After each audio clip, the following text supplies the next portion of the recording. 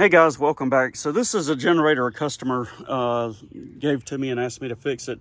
He sells them for a living and he couldn't get this one to fire. This was somebody returned this and he buys them in bulk. He gets returns and things like that and resells them. This one would not fire, so I've been going through it. The oil sensor was fine. I tested that. That wasn't an issue.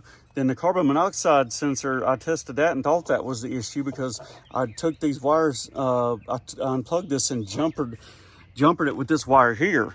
Well, then when I jumpered it, I started getting fire. Well, then when I was going to tell him, hey, we got a bad CO2 detector. But then I went down in here and I found this plug way back here was unplugged. You could barely see it unplugged.